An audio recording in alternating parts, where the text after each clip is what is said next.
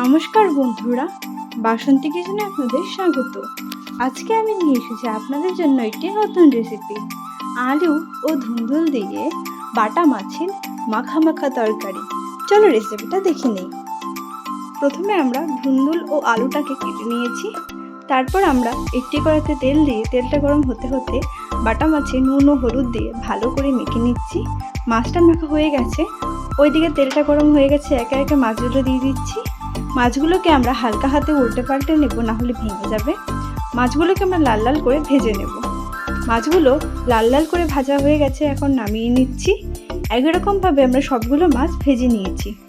ওই তেলে আমরা ফোড়নে জিরে ও শুকনো লঙ্কা দিয়ে নেড়ে চেড়ে নিচ্ছি। এর মধ্যে আমরা নুন ও হলুদ দিয়ে মাখা আলুগুলো দিয়ে দিচ্ছি। এখন এটাকে আমরা একটু হালকা করে ভেজে নেব। আলুটা একটু ভাজা ভাজা হয়ে গেছে, এখন এর মধ্যে আমরা ধুন্দুলগুলো দিয়ে দিচ্ছি। এখন এটাকে আমরা ভালো করে ভেজে নেব।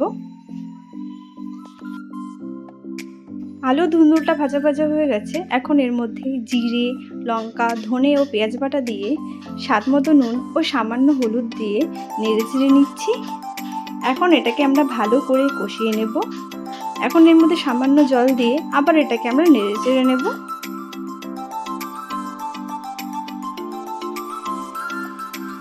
এটা ভালো করে কষানো হয়ে গেছে, এখন এর মধ্যে সামান্য জল দিয়ে নেড়ে চেড়ে নিচ্ছি।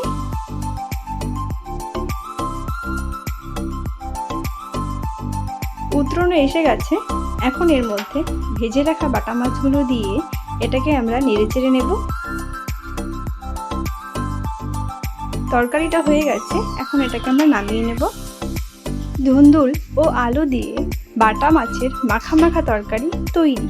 আপনারাও বানিয়ে দেখবেন, খুবই ভালো লাগবে খেতে। রেসিপিটা ভালো লাগলে লাইক, শেয়ার ও কমেন্ট অবশ্যই করে দেবেন। ধন্যবাদ।